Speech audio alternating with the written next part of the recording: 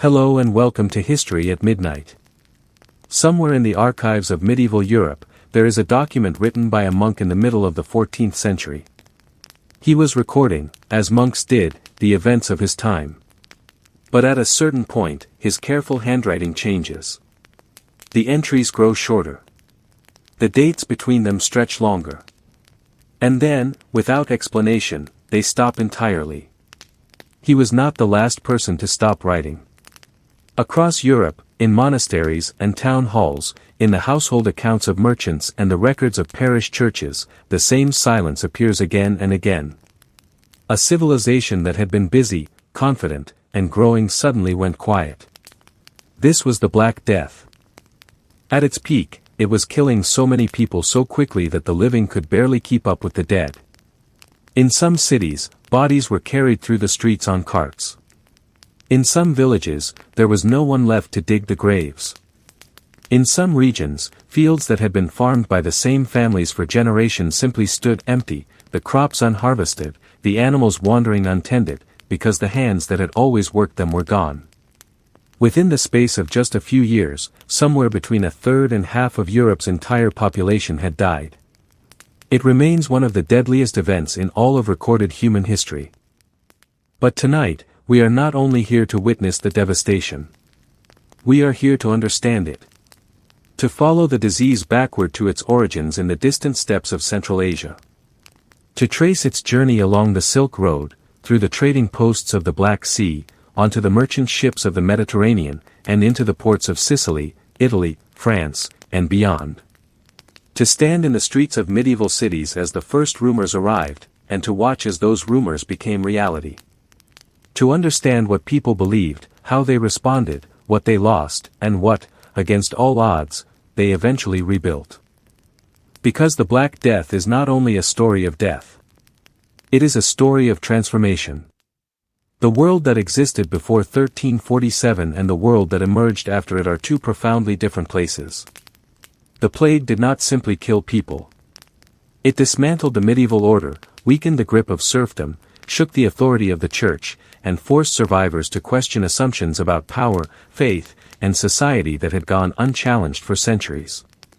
From the wreckage of the medieval world, the seeds of the modern one quietly began to grow. But before our journey begins, please take a moment to like the video and subscribe. It is a simple and wonderful way to support the channel, and it truly means a great deal.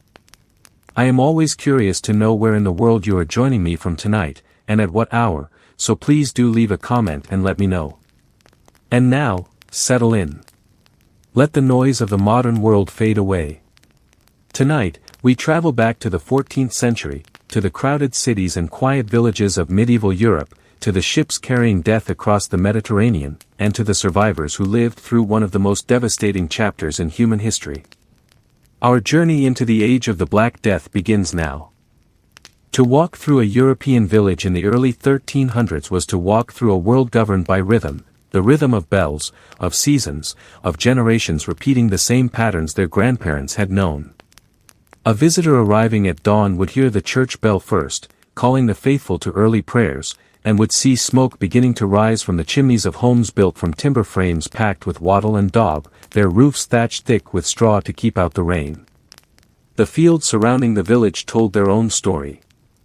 Under what historians call the open field system, the land was divided into long strips, with individual families working different strips scattered across 2 or 3 large fields. This wasn't haphazard, it was a careful system of crop rotation, ensuring that while one field lay fallow to recover its fertility, others produced wheat, barley, oats, or rye. Peasants worked these strips with wooden plows tipped with iron, often pulled by oxen, turning soil that had been turned by the same families for generations. Beyond the fields lay common land, pasture where villagers grazed sheep, cattle, pigs, and geese, and woodland where they gathered firewood, foraged for nuts and berries, and hunted small game when permitted. This commons was vital. It supplemented diets that otherwise depended heavily on bread, pottage, and whatever vegetables could be grown in small garden plots attached to each cottage. Daily life followed an unrelenting calendar. In spring, families were in the fields from first light, plowing and sowing. Children old enough to walk were given tasks, scaring birds from newly planted seed, fetching water, minding younger siblings while parents worked. Summer brought haymaking, a frantic race against weather to cut and dry grass for winter fodder before rain could ruin it. Then came the harvest, the most important weeks of the entire year, when every able body in the village, and often hired laborers from outside it, worked from dawn until dark to bring in the grain. A poor harvest meant hunger through the winter, a good one meant survival, and perhaps a little surplus to sell at market. Winter, by contrast, was a season of waiting. Animals were slaughtered and preserved through salting or smoking, since feeding them through the cold months was often impractical. Families gathered indoors around hearths, repairing tools, spinning wool, mending clothes. It was a quieter time, but not an idle one. Thatched roofs needed patching before the worst weather arrived, and firewood had to be cut and stored. Above this agricultural world stood the manor, the local lord's residence, sometimes a modest fortified house, sometimes a substantial stone castle depending on the wealth and status of its owner. The relationship between lord and peasant was built on mutual, if deeply unequal, obligation. Peasants, many of them serfs, legally bound to the land, owed labor service to their lord, working his fields a set number of days each week in addition to their own. In return, the lord was expected to provide protection, maintain order, and offer access to mills, ovens, and other shared resources, usually for a fee. This system had remained remarkably stable for centuries. But by the early 1300s, cracks were beginning to show, even before any plague arrived. Europe's population growth, that tripling since the year 1000, had begun to outpace the land's capacity in some regions. Marginal lands, less fertile and harder to farm, had been brought under cultivation simply because better land was scarce. Some historians point to the early 1300s as a period when Europe was, in places, approaching the limits of what its agricultural technology could support. A series of poor harvests in the 1310s, driven by unusually wet and cold weather, had already caused a severe famine across northern Europe, a reminder that even in an age of growth, the margins between plenty and crisis could be thin. Yet for all this, the towns and cities told a different story, one of continued, vibrant expansion. Urban populations had grown dramatically, drawing people from the countryside with the promise of different kinds of work and different kinds of lives. A town might be home to several thousand people, its streets narrow and crowded, lined with the workshops of craftsmen whose trades were organized into guilds. These guilds were more than trade associations, they were the backbone of urban social life. A guild regulated the quality of goods produced by its members, set prices, controlled who could practice a trade within the city, and trained apprentices through a system that could take years to complete. A young person might be apprenticed to a master craftsman, a baker, a tanner, a goldsmith, a weaver, living in the master's household, learning the trade slowly, working toward the day they might become a journeyman, and eventually, if skilled and fortunate enough, a master in their own right. Guilds also organized the social and religious life of their members, sponsoring feast days, maintaining chapels, and supporting members who fell ill or whose families faced hardship. In many towns, the guild halls were among the most impressive buildings, rivaling churches in their architecture, a visible statement of the wealth and pride that craft and trade could bring. Markets were the heartbeat of these towns, held on regular days each week, drawing in farmers from surrounding villages who came to sell surplus grain, vegetables, eggs, and livestock, and to buy goods they couldn't produce themselves, tools, cloth, salt, and small luxuries if they could be afforded. Larger towns and cities also hosted fairs, much grander affairs, sometimes lasting days or weeks, drawing merchants from far beyond the immediate region. At a great fair, a villager might encounter goods and people from places they'd never otherwise see, spices from distant lands, fine cloth dyed in colors unavailable locally, merchants speaking unfamiliar languages. Nowhere was this commercial energy more concentrated than in Italy. The cities of Venice and Genoa had, by the 1300s, built trading networks that stretched the length of the Mediterranean and into the Black Sea. Venice in particular had developed a reputation for meticulous organization, its merchant fleets sailed in convoys on regular schedules, its government regulated trade with remarkable precision, and its wealth had transformed it from a collection of islands in a lagoon into one of the most powerful and prosperous cities in Europe. Genoa, Venice's great rival, had built its own network, with trading posts and colonies established across the eastern Mediterranean and along the shores of the Black Sea. These outposts were more than simple trading stations, they were communities, with Genoese merchants living for years, sometimes generations, in cities far from home, maintaining warehouses, negotiating with local rulers, and shipping goods back to Italy on a continuous basis. This trade brought extraordinary wealth into Europe, but it also brought something else: connection. The same ships that carried silk and spices also carried news, ideas, and, though no one yet understood this, disease. The trading posts that linked Italy to the Black Sea were, in effect, doors between two worlds, doors that had stood open for generations without anyone realizing what might eventually pass through them. Religion remained the framework within which all of this activity took place. The church bell didn't just call people to prayer, it structured the entire day, marking the canonical hours from before dawn to after dusk. The church calendar determined not just religious observance but much of economic life too. Certain days were designated for fasting, others for feasting, and the rhythm of saints' days punctuated the year with festivals that brought communities together, offering brief respites from labor and opportunities for celebration. Monasteries occupied a particularly important place in medieval society. Far more than just religious communities, monasteries were centers of learning, where monks copied manuscripts by hand, preserving texts that might otherwise have been lost. They were centers of charity, providing food and shelter to travelers and the poor.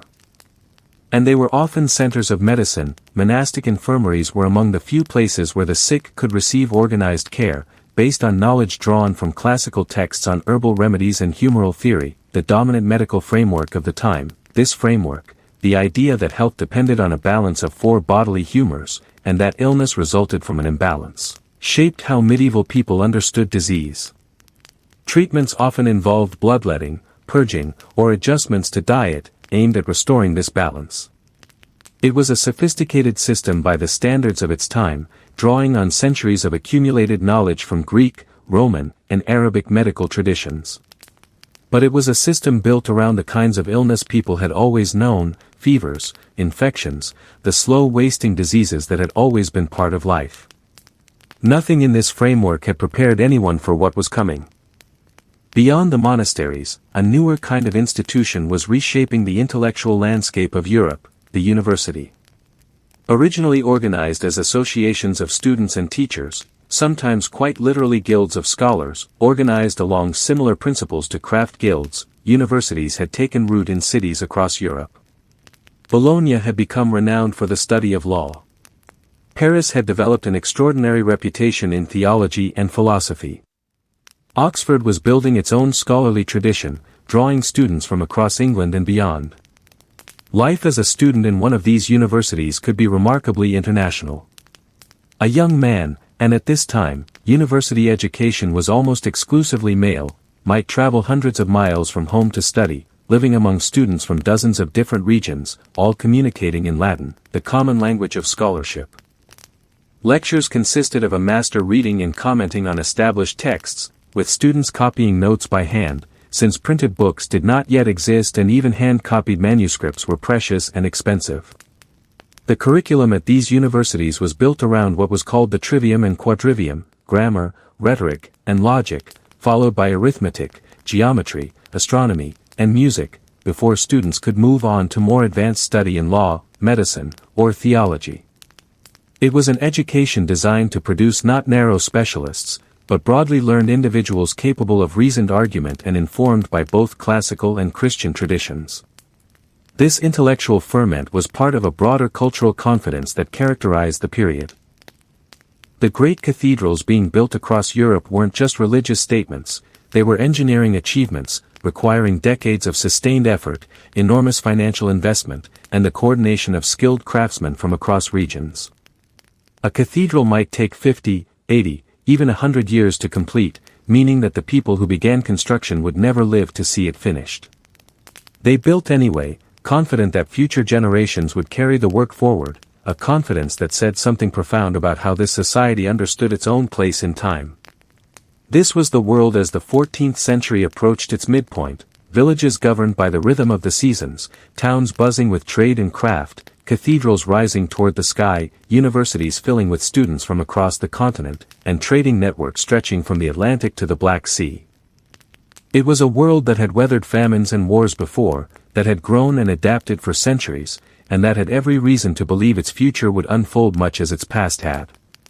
What no one in this world could have known, not the peasant plowing his strip of field, not the merchant counting his profits in Venice, not the monk copying manuscripts by candlelight, not the student debating philosophy in Paris, was that thousands of miles away, in the trade cities and steppes of Central Asia, a chain of events was already unfolding that would reach every one of them, and that would test this confident, connected world more severely than anything it had faced before.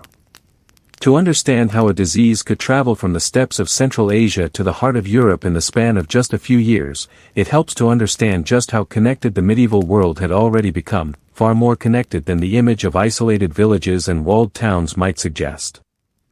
A century before our story takes place, the Mongol conquests had reshaped the map of Asia in ways that still echoed through the 1340s. At its height, the Mongol Empire had stretched from the Pacific coast of China to the doorstep of Europe, encompassing an extraordinary diversity of peoples, languages, and landscapes. By the 1300s, this empire had fractured into several successor states, but the infrastructure it had created, the roads, the relay stations, the relative security it had imposed on trade routes, remained in place, knitting together a vast stretch of territory in ways that had never before been possible. This network is often called, in modern times, the Silk Road, though it was never a single road but rather a web of interconnected routes, shifting over time, used by merchants, pilgrims, diplomats, and travelers of every kind.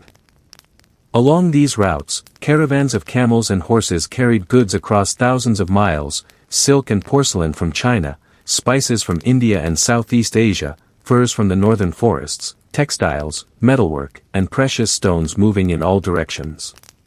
The caravan cities that grew up along these routes were remarkable places, cosmopolitan centers where merchants from China might trade alongside merchants from Persia, India, and the Italian city-states, all within the same marketplace. These cities had inns, known as caravanserais, where traveling merchants could rest, store goods, and conduct business, often built around central courtyards with stabling for animals on the ground floor and lodging above. Travel along these routes was slow by any modern standard, a journey that might take weeks could stretch into months, depending on terrain, weather, and the size of the caravan. But it was travel that moved not just goods, but everything that traveled with goods, insects, rodents, and the diseases they carried, largely unnoticed amid the much larger concerns of merchants focused on profit and survival. At the eastern end of this network lay China, governed at this time by the Yuan dynasty, the Mongol-ruled successor to centuries of Chinese imperial tradition. China in the 1300s was, by any measure, one of the most populous and economically sophisticated regions in the world, with cities far larger than anything in Europe, extensive systems of canals and roads, and a level of urbanization that European visitors found astonishing. It's in this broader region, historians continue to debate the exact location, with evidence pointing toward Central Asia and the regions north and west of China, that the disease later known as the Black Death is believed to have originated, likely existing for a long time in relative balance within populations of wild rodents, particularly marmots and similar burrowing animals common across the steppes. What disturbed this balance remains a subject of ongoing research. Some evidence points to climatic shifts during this period, periods of unusual cold or drought that could have disrupted rodent populations, forcing them into closer contact with each other, with domesticated animals, and with human settlements. Whatever the precise trigger, by the 1330s and 1340s, reports of unusual and devastating disease outbreaks were reaching chroniclers in China and Central Asia, outbreaks that, in hindsight, appear to have been early waves of the same disease that would later devastate Europe. As this disease moved westward, it followed the same routes that carried silk and spices, moving from caravan to caravan, city to city, carried by the rodents that lived alongside human settlements and the fleas that lived on those rodents. It's worth pausing here to consider just how invisible this process was to the people living through it. There was no concept, in the 14th century, of a disease being carried by an animal vector. When illness struck a community, people looked for explanations within the frameworks they understood: divine punishment, imbalances of the body's humors, corrupted air. The idea that a flea, carried on the back of a rat, traveling in the cargo hold of a merchant's cart, could be responsible for devastation on a continental scale would have seemed not just wrong, but almost meaningless, a category of explanation that simply didn't exist yet. By the 1340s, the disease had reached the region around the Black Sea, a crucial juncture where the overland trade routes of Asia met the maritime trade routes of the Mediterranean. This region was, in many ways, the western terminus of the Silk Road network, the point where goods that had traveled thousands of miles overland were loaded onto ships for the final leg of their journey to Italy and beyond. Italian merchants, particularly from Genoa, but also from Venice and other trading cities, had established a significant presence in this region, maintaining fortified trading posts along the Black Sea coast. These posts functioned almost as small Italian colonies, with their own governance, churches, and communities, existing within territories controlled by various local powers but maintaining strong commercial and cultural ties back to Italy. One of the most significant of these trading posts was the port known as Caffa, located on the Crimean Peninsula. Caffa had grown into a major hub, a place where goods arriving from across Central Asia were gathered before being shipped west. It was a bustling, multicultural port, home to merchants, sailors, and laborers from many different backgrounds, all connected by the trade that flowed through its harbor. According to accounts written some years after the events, and historians treat these accounts with appropriate caution, recognizing that they were written with hindsight and sometimes for dramatic effect, Caffa came under siege around 1346, as conflict broke out between the Italian merchants who controlled the port and forces associated with the regional Mongol power. Sieges in this period could last months or even years, with besieging armies camped outside city walls while the city itself remained supplied, however precariously, by sea. What the surviving accounts describe is that disease broke out among the besieging forces, a disease that struck quickly and killed with alarming speed, causing the siege to be abandoned. Whatever the precise sequence of events, what matters for our story is what happened next. Ships departed from Caffa, bound for the Mediterranean ports of Italy, carrying merchants, sailors, and refugees fleeing the conflict, and, unknowingly, carrying something else as well. These ships would have made their way across the Black Sea, through the narrow straits that connect it to the Mediterranean, passing close to Constantinople, itself one of the great cities of the medieval world, a crossroads between Europe and Asia, Christianity and Islam, where Byzantine emperors still ruled over a city that had once been the capital of the Roman Empire's eastern half. It's around Constantinople and the surrounding region that some of the first reports of the disease's westward spread began to circulate, reports of a sickness that struck suddenly, spread with terrifying speed, and killed within days of the first symptoms appearing. To the people living in these regions, these reports must have seemed, at first, like the kind of distant, exaggerated news that traveled along trade routes, stories of disasters in faraway places, the sort of thing merchants might mention in passing without anyone feeling much urgency about it. But the ships kept moving west. And as they moved, so did whatever they carried. At first, no one understood what they were seeing. In ports across the eastern Mediterranean, ships began arriving with crews that were sick, dying, or in some cases, with no living crew at all, vessels that drifted into harbor seemingly on their own, their sails still set, their decks empty except for the dead. Local authorities, accustomed to dealing with the ordinary hazards of sea travel, storms, piracy, disease outbreaks that were tragic but contained, found themselves confronting something they had no framework for understanding. The disease itself, when it struck, produced symptoms that those who witnessed them would never forget, and that would be described again and again in the accounts written in the years that followed: swellings, dark in color, appearing in the lymph nodes, the neck, the armpits, the groin, accompanied by fever, exhaustion, and in many cases, death within just a few days of the first symptoms appearing. For those unfamiliar with infectious disease on this scale, the speed alone was almost incomprehensible. People who had seemed healthy in the morning could be dead by nightfall. As 1347 progressed, these reports multiplied. Word reached the major trading cities of Italy, Genoa, Venice, and others, that something was happening in the eastern Mediterranean, something that the established networks of trade and communication, the very networks that had built Europe's prosperity, were now carrying westward with terrifying efficiency. For the merchants and officials of Italy's great port cities, the first instinct may well have been disbelief, or at least the assumption that whatever was happening, it was happening elsewhere, in distant ports, among distant peoples, the kind of disaster that befell other places but surely wouldn't reach home.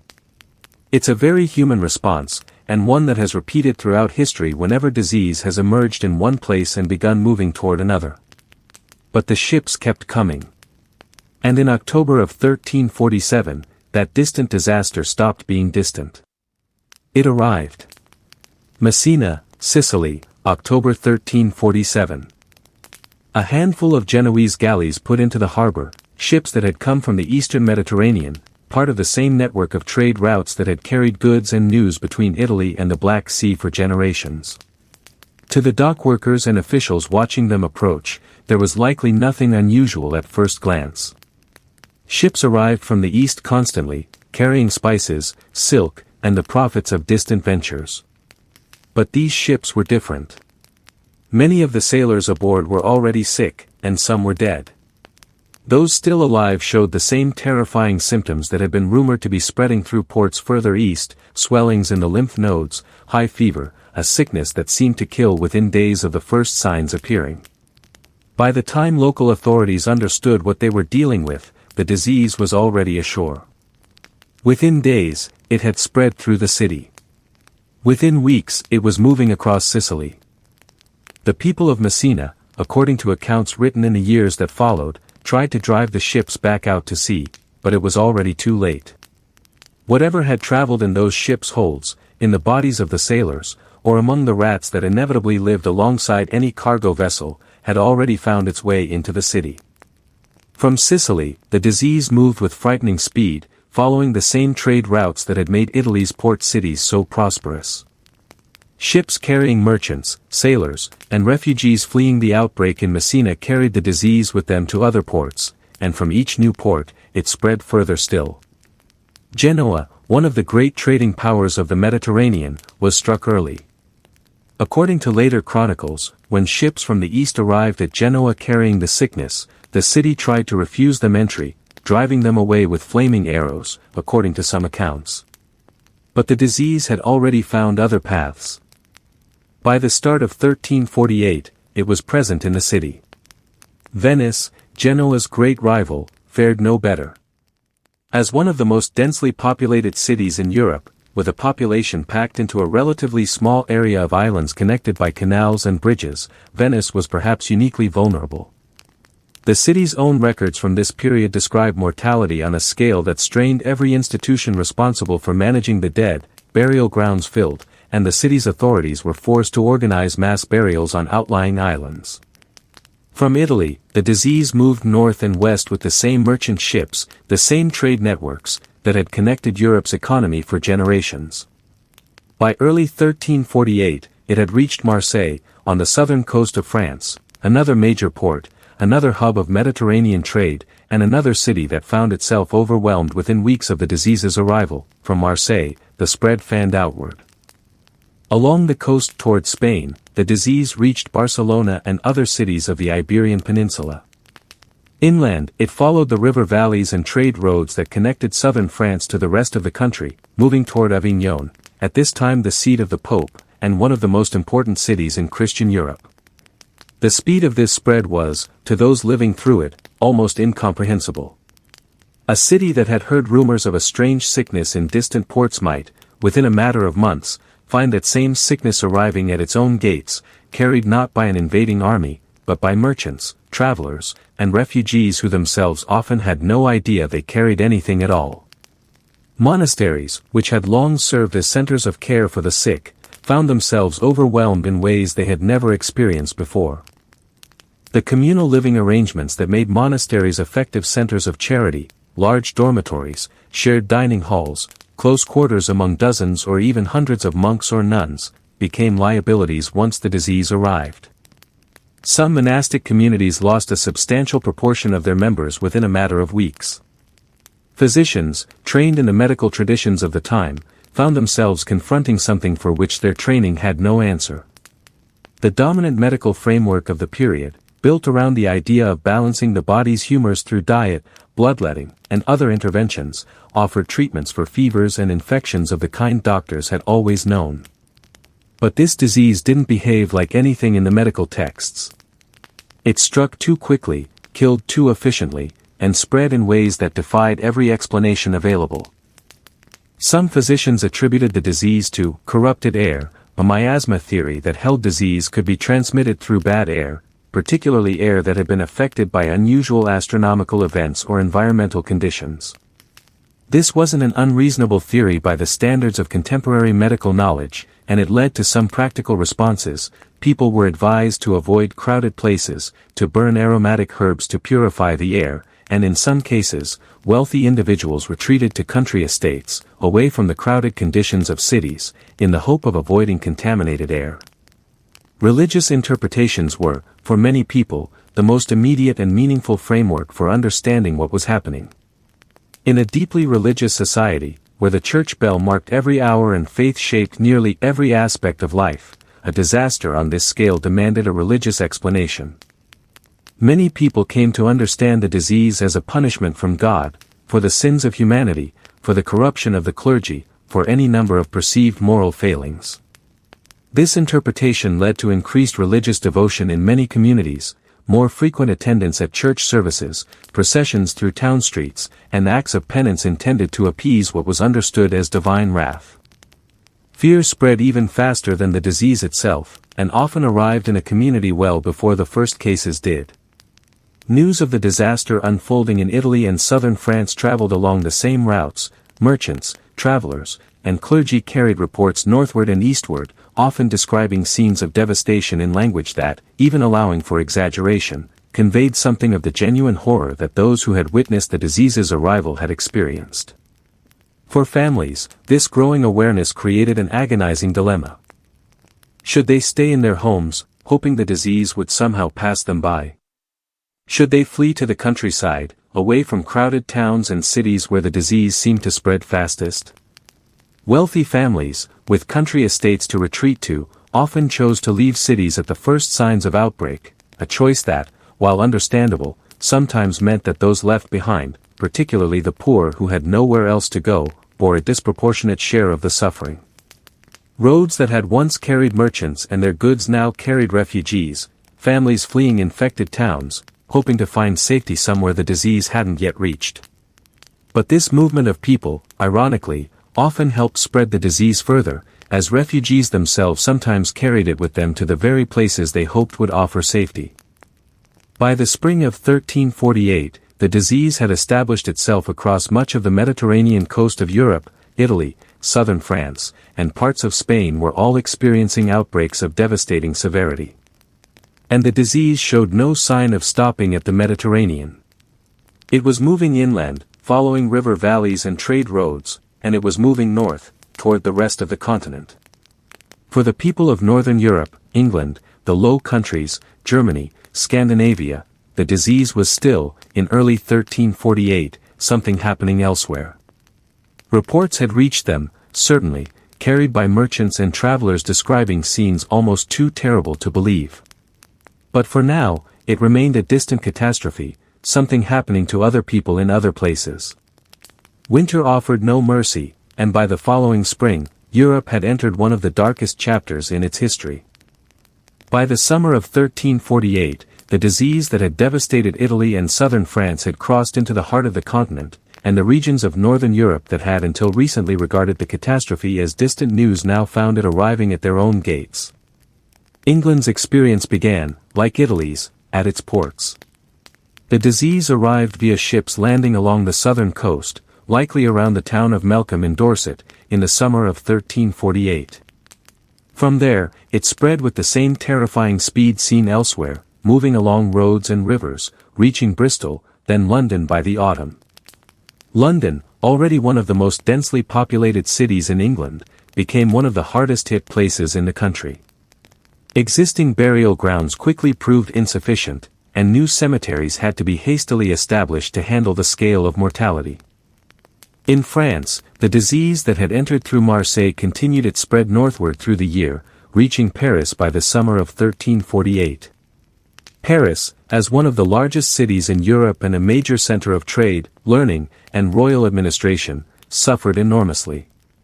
Chroniclers of the period described scenes of overwhelming loss, streets that had once bustled with activity falling eerily quiet as the disease moved through the population. Germany and the broader Holy Roman Empire experienced the disease's spread somewhat unevenly, as the patchwork of cities, principalities, and trade routes meant that some regions were struck earlier and more severely than others. Major trading cities along the Rhine and other river systems, which had long benefited from their connections to wider European commerce, found those same connections now serving as conduits for the disease. Scandinavia, more geographically isolated, experienced a somewhat delayed arrival, the disease reaching Norway via ships, reportedly through a vessel that arrived with its crew already dead or dying, in a pattern eerily similar to the arrival in Sicily a year earlier. From there it spread into Sweden and other parts of the region, though the lower population density in much of Scandinavia may have somewhat slowed its progress compared to the densely populated regions further south. Across this vast geography, certain patterns repeated themselves with grim consistency.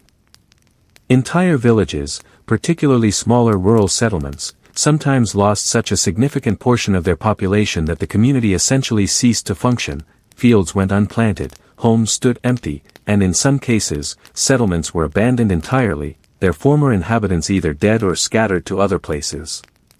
Archaeological and documentary evidence from this period has identified numerous villages, particularly in England, that simply disappear from records after this time, what historians sometimes call lost villages, places that existed before the plague and were never reoccupied afterward. The clergy were struck with particular severity, for reasons that, in retrospect, are not difficult to understand. Priests were called to minister to the dying, hearing confessions and administering last rites in close proximity to those suffering from the disease. This essential pastoral duty placed clergy at significantly elevated risk, and mortality rates among parish priests in some regions appear to have been notably higher than among the general population. The loss of so many clergy created its own crisis, parishes left without priests, religious services disrupted, and a shortage of trained clergy that would persist for years afterward, sometimes leading to the rapid promotion of younger or less experienced men into roles they might not otherwise have been ready for. Physicians, too, suffered disproportionately, for similar reasons. Their profession required close contact with the sick at a time when no one understood how the disease was transmitted, and no protective measures existed that could have meaningfully reduced their risk. One of the most striking aspects of this period, noted by chroniclers at the time, was how the disease seemed to disregard the social hierarchies that had structured medieval life so completely. Nobles and peasants, the wealthy and the poor, found themselves facing the same disease, the same symptoms, and often the same outcome. While wealthier individuals had more options, the ability to flee crowded cities for country estates, for instance, wealth offered no guarantee of survival once the disease was contracted. This shared vulnerability, in a society where social distinctions were otherwise so rigidly maintained and so central to how people understood their place in the world, was itself deeply unsettling to contemporaries. The sheer scale of mortality created practical problems that existing institutions were simply not equipped to handle. Normal burial practices, individual graves, religious services for each death, burial within consecrated churchyards, became impossible to maintain when deaths in a single town might number in the dozens or hundreds within a matter of days. Mass graves became common, sometimes consecrated in batches rather than individually, a practice that would have been almost unthinkable before the crisis but became a grim necessity. The economic consequences of this mortality were immediate and severe, even before anyone could process the longer-term implications. Fields that had been carefully tended for generations went unharvested, not from lack of will but from lack of hands to do the work. Livestock wandered untended. Trade, which depended on networks of merchants, carters, and ship crews, was disrupted as the people who made these networks function fell ill or died. Markets that had operated continuously for generations sometimes simply didn't open, because there was no one left to staff them or because fear kept people from gathering in the crowded conditions markets required. Many families, faced with this scale of loss, found their normal support structures collapsing. The extended family networks, neighbors, and community institutions that people had always relied upon in times of individual hardship were themselves overwhelmed when an entire community faced crisis simultaneously.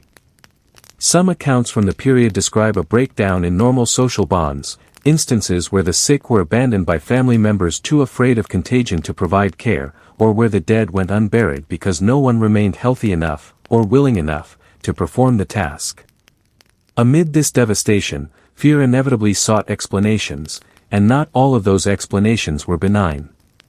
In several regions, particularly in parts of the Holy Roman Empire and France, Jewish communities became targets of violence, as some among the panicked population blamed them for the disaster, accusing them, without any basis, of deliberately poisoning wells or otherwise causing the disease. These accusations led to horrific violence against Jewish communities in numerous towns and cities, despite efforts by some religious and civic authorities, including Pope Clement VI, to condemn such persecution and point out that Jewish communities were suffering from the disease just as severely as everyone else. Religious responses to the crisis took many forms, some more disruptive than others. Among the most dramatic was the flagellant movement, groups of people who traveled from town to town, publicly whipping themselves as an act of penance, believing that such suffering might atone for the sins they believed had brought God's wrath upon humanity. These processions could draw large crowds, and in some cases, the gatherings themselves likely contributed to the disease's spread, even as participants believed their actions might bring it to an end. Religious and civic authorities grew increasingly concerned about these movements, both for public health reasons that, while not understood in modern terms, were intuitively grasped. Large gatherings seemed to coincide with worse outbreaks, and because flagellant groups sometimes became associated with the kind of scapegoating violence described above. For ordinary families living through this period, the psychological toll is difficult to fully convey through the surviving records, though chroniclers attempted to capture something of it. Descriptions from the period speak of a kind of despair that went beyond grief for individual losses, a sense that the world itself had become unrecognizable, that the structures of daily life, of faith, of community that had always provided meaning and stability had been shaken to their foundations. Children orphaned by the disease presented a particular challenge. In normal times, extended family networks would absorb orphan children, but when entire families and extended networks were affected simultaneously, this safety net often failed. Some religious institutions attempted to care for orphan children, though these institutions were themselves often struggling with their own losses among staff and resources. And yet, even amid devastation on a scale that seemed to threaten the very fabric of society, life did not simply stop. Somewhere, in every affected region, there were survivors, people who had been exposed to the disease and recovered, people whose circumstances had somehow kept them from exposure, people who emerged from months of fear and loss to find themselves still alive in a world that had been irrevocably changed, and yet, even amid unimaginable loss, life stubbornly refused to disappear. By 1351, the worst of the initial wave had passed through most of Europe, leaving behind a continent fundamentally altered. The disease hadn't vanished, it would return in subsequent decades, sometimes with severity nearly matching the first outbreak, but for survivors emerging from years of devastation, the immediate task was simply figuring out how to live in a world that looked nothing like the one they remembered. The most basic challenge was agricultural. Fields that had gone unharvested or unplanted during the worst years now needed working, but the population that had once worked them was, in many regions, reduced by a third to a half or more. This created a labor shortage unlike anything Europe had experienced in living memory, and unlike the famines of earlier decades, which had been crises of food scarcity, this was a crisis of a different kind. There was often land available, sometimes more than enough, but not enough people to work it. This labor shortage had immediate economic consequences. Workers who survived found themselves, often for the first time, in a position of leverage. Landlords who needed their fields worked, employers who needed laborers for any task, found that the old assumptions about wages and labor no longer held. Wages began to rise, sometimes dramatically, as landowners competed for a suddenly scarce resource, working hands. This shift struck directly at the foundations of the feudal system that had structured rural life for centuries. Serfdom, the system that bound peasants to the land and to obligations of labor for their lords, depended on a relatively stable, even excess, population of agricultural workers. When that population shrank dramatically, serfs found themselves with options that hadn't existed before. A peasant dissatisfied with conditions on one estate might simply leave for another, where a landlord desperate for labor would offer better terms, sometimes including outright freedom from serfdom in exchange for working the land. Landowners and governments across Europe attempted to resist these changes through legislation. In England, for example, laws were passed attempting to freeze wages at pre-plague levels and to restrict the movement of laborers, effectively trying to legislate the old system back into existence. These laws met with significant resistance and were, in many cases, simply unenforceable. There were too few officials, too few resources, and too much economic pressure pushing in the opposite direction for such measures to succeed in the long run. The tension between landowners trying to preserve the old order and laborers seeking to take advantage of their new position contributed to social unrest that would, in subsequent decades, erupt into open conflict in various parts of Europe. Peasant uprisings occurred in several regions during this period, driven by a combination of resentment over attempts to restrict the gains laborers had made, anger over taxation, often related to the enormous costs of wars that continued even amid the plague's devastation, and a broader sense, perhaps, that the old certainties about social position had been shaken loose and might be challenged.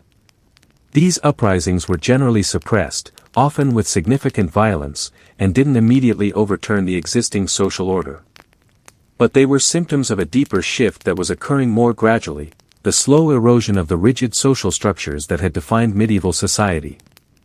Over the following decades and generations, serfdom would decline significantly across much of Western Europe, replaced by various forms of paid labor and rental arrangements. This wasn't a sudden revolution, but a gradual transformation, and the labor shortage created by the plague was one of its most significant drivers. For those who survived, the world also offered new opportunities in less obvious ways. With so many people having died, inheritance patterns shifted. People who might never have expected to inherit land or property sometimes found themselves doing so, as the deaths of relatives left estates without their original intended heirs. Skilled trades, which had lost many practitioners, offered opportunities for advancement to those who survived and could fill the gaps. Some historians have noted that, paradoxically, average living standards for surviving members of the lower classes may have improved in the decades following the plague, simply because the basic economics of supply and demand had shifted so dramatically in favor of labor. Cities, too, began to recover, though this recovery took time and wasn't uniform. Some cities that had lost large portions of their populations took decades to return to their pre-plague size, if they ever did. Others recovered more quickly, sometimes drawing new residents from rural areas where the labor surplus that had once kept people tied to agricultural work no longer existed in the same way, creating a kind of migration toward urban centers that, in some regions, accelerated trends toward urbanization that had already been underway before the plague. The transformation extended beyond economics and social structure into the realm of governance itself.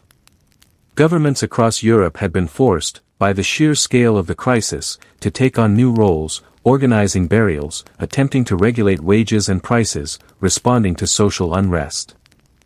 Some historians see in this period the early stirrings of more centralized, more bureaucratically sophisticated forms of government that would become more pronounced in subsequent centuries, though this connection shouldn't be overstated, as many other factors contributed to these longer-term trends as well. Perhaps most significantly, for the people living through this period, the plague had demonstrated something that the rigid social order of medieval Europe had never quite acknowledged, that the structures of society, who worked for whom, who owed what to whom, who held power and why, were not immutable facts of nature, but arrangements that could shift, sometimes dramatically, under sufficient pressure. This realization, even if rarely articulated explicitly, may have contributed to a subtle but important shift in how people understood their own position in the world and the possibilities available to them. None of this happened quickly, and none of it happened without enormous continued suffering. The plague would return, in the 1360s, and again in subsequent decades, with each wave taking its own toll, though generally less severe than the catastrophic first outbreak. Communities that had begun to rebuild found themselves facing renewed loss, renewed disruption, a pattern that would repeat with diminishing but persistent severity for generations. Yet through all of this, something that might be called recovery, though that word doesn't quite capture the complexity of what was happening, continued. Fields were replanted, even if by fewer hands working larger plots. Markets reopened, even if trade patterns had shifted. Universities, which had also lost students and faculty to the disease, continued to operate, continued to train new generations of scholars, lawyers, physicians, and clergy who would shape the institutions of the coming decades. The plague had not destroyed European civilization, however close it may have come to feeling that way to those living through its worst years. What it had done was force a transformation, sometimes gradual, sometimes sudden, often painful, in how that civilization was organized, who held power within it, and what ordinary people could expect from their lives. The plague itself had faded, but its shadow would remain for centuries. Although the catastrophic first wave of the plague had passed by the early 1350s, the disease did not simply disappear. For the next several centuries, outbreaks would recur across Europe, sometimes affecting entire countries, sometimes remaining more localized, but each new wave a reminder that the disease that had so transformed the continent had not been defeated, only temporarily receded. The plague returned to England in the 1360s, in an outbreak that, while generally less severe than the first wave, struck a population that had not yet recovered from the earlier losses. This pattern repeated across much of Europe. Subsequent outbreaks often disproportionately affected younger people, those born after the first wave who had no immunity that might have been conferred by surviving an earlier infection, which meant that population recovery was repeatedly set back just as it seemed to be gaining momentum. London, in particular, would experience recurring outbreaks for centuries. The city's dense population, its role as a hub of trade and travel, and the living conditions of much of its population made it especially vulnerable to repeated introductions of the disease. The most famous of these later outbreaks occurred in 1665, the Great Plague of London, which, while occurring more than 3 centuries after the initial Black Death, demonstrated that the same disease, transmitted in much the same ways, could still devastate a major European city even after generations of accumulated experience in dealing with epidemic disease. Italy, too, experienced recurring outbreaks throughout this period. Italian cities, with their long experience as centers of trade and their correspondingly long experience with epidemic disease, became important sites for the development of new approaches to managing outbreaks, approaches that, while not based on an understanding of the disease's actual causes, nonetheless proved remarkably effective at limiting its spread. Among the most significant of these innovations was the quarantine system. The word itself derives from the Italian 40 days, the period for which ships arriving from regions where disease was present might be required to wait offshore before their crews and cargo were allowed into port. This practice, first implemented in various Italian port cities, represented a profound shift in how authorities approached epidemic disease. Rather than simply reacting to outbreaks as they occurred, cities began developing systematic measures intended to prevent disease from arriving in the first place. Alongside quarantine came the development of institutions specifically dedicated to managing epidemic disease. Facilities, often called lazarettos, established on islands or in isolated locations outside city walls, where the sick could be isolated from the broader population. These facilities represented an early form of the kind of institutional public health response that would become much more developed in later centuries, though conditions within them were often grim, reflecting both the limited resources available and the continued lack of understanding about how the disease actually spread or how it might be treated.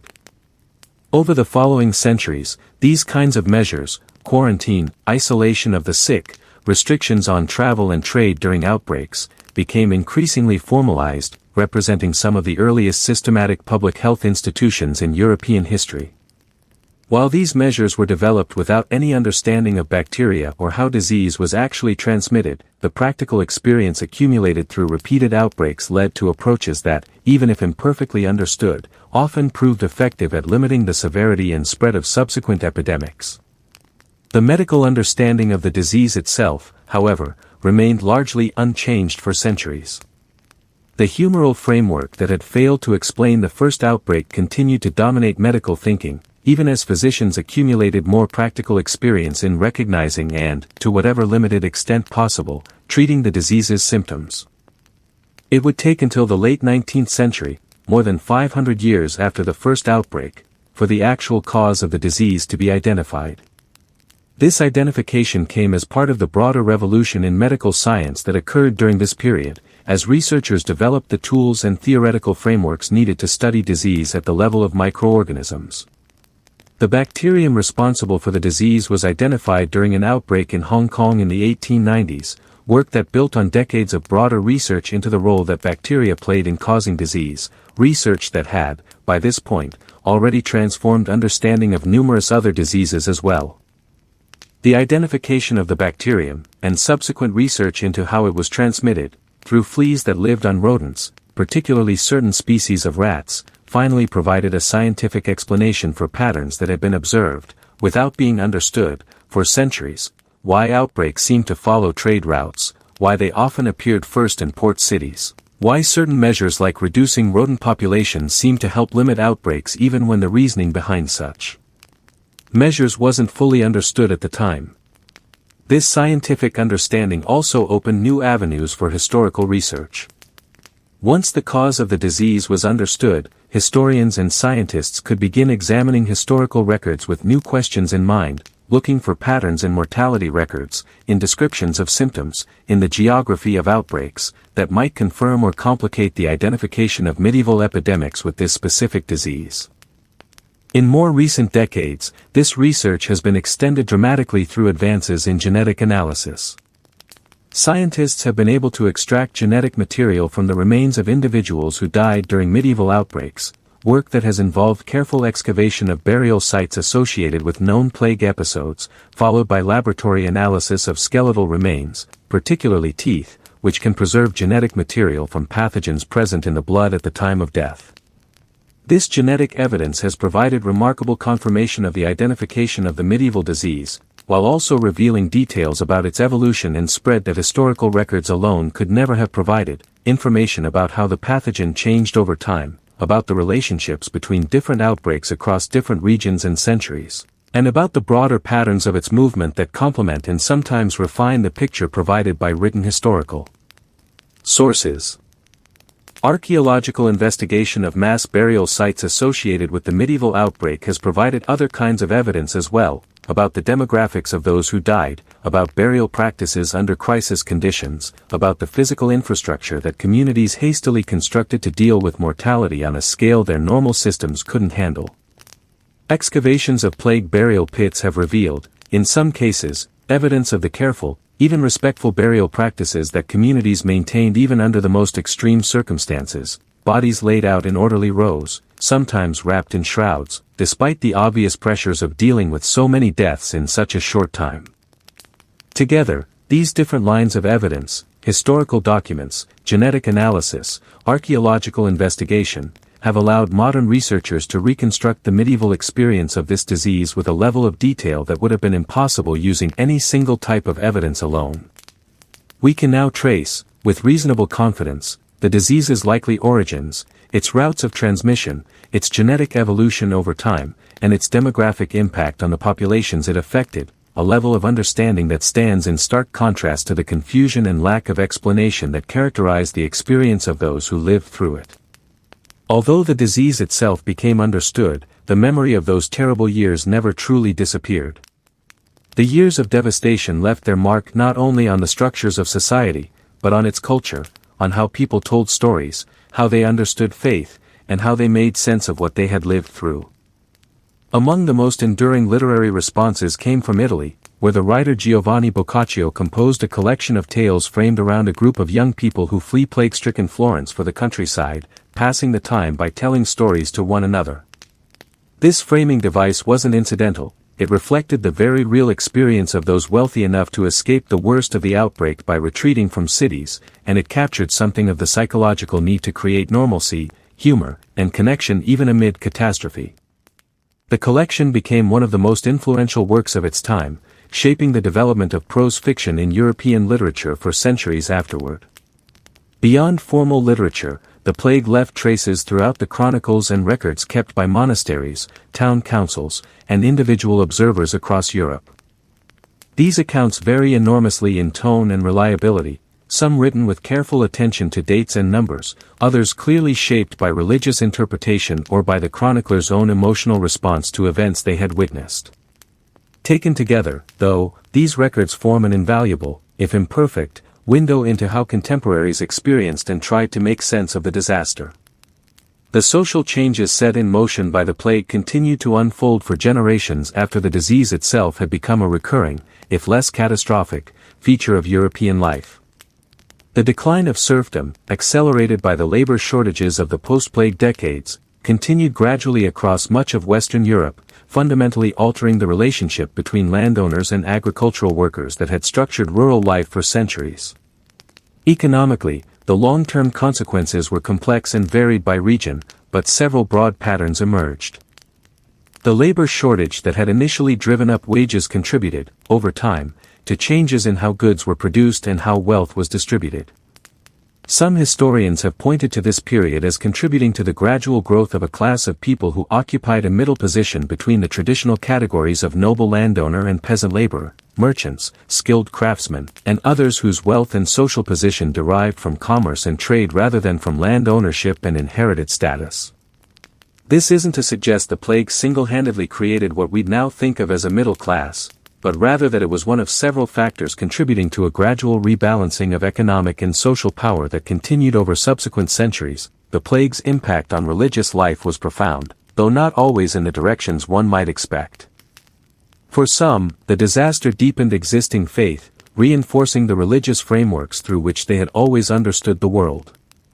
For others, the scale of suffering, and the apparent inability of religious authorities and practices to prevent or explain it, contributed to a more questioning relationship with established religious institutions. The Church itself had been affected directly, losing significant numbers of clergy and facing ongoing challenges in maintaining the same level of religious infrastructure that had existed before. Some historians see in this period early stirrings of attitudes that would, over the following centuries, contribute to broader changes in European religious life, though it's important not to draw too direct a line between the plague and developments that unfolded over a much longer timeframe and involved many other factors. The plague's impact on medicine, while not producing immediate breakthroughs in understanding the disease itself, did contribute to changes in how medical knowledge was approached.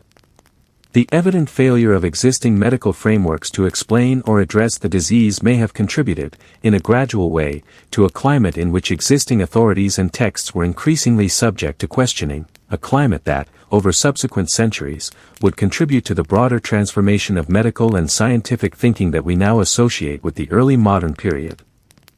Perhaps the most significant lesson that modern observers draw from this period concerns the relationship between human societies and infectious disease more broadly.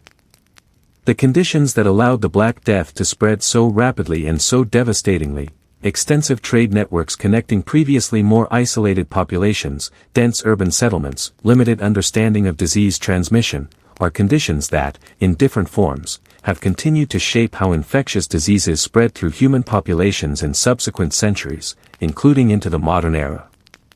Modern epidemics, while occurring in a world with vastly more sophisticated medical understanding and public health infrastructure, still grapple with some of the same fundamental challenges that medieval communities faced. How quickly can a disease spread along the connections that bind modern economies and societies together? How do communities balance the need to maintain normal economic and social functioning against measures intended to limit disease spread, and how do societies respond, psychologically and socially, to the fear and uncertainty that accompany a disease that isn't yet fully understood? Historians continue to study and debate many aspects of the Black Death, its precise mortality figures, which varied enormously by region and remain difficult to establish with confidence given the limitations of medieval record-keeping, the relative importance of different factors in the social and economic changes that followed, and the ways in which the experience of the plague was remembered, commemorated, or in some cases deliberately forgotten by subsequent generations. What continues to make the Black Death such a compelling subject of study, centuries later, is perhaps this: it represents a moment when a society that had built itself around certain assumptions, about how the world worked, about the stability of social structures, about what kinds of disasters were possible, was confronted with something that shattered those assumptions entirely. And yet, that society did not simply end. It adapted, however painfully, however imperfectly, and in doing so, became something different from what it had been before. The people who lived through the plague never knew they would become part of one of history's most studied stories. They were farmers, merchants, mothers, monks, craftsmen, and children. They woke each morning hoping for ordinary days, unaware that they would witness extraordinary times. Yet despite the suffering they endured, Europe survived. Seasons returned. Fields were planted again. Bells rang once more above villages that had nearly fallen silent. And from that silence emerged a different world, forever shaped by the memory of the deadliest plague in human history.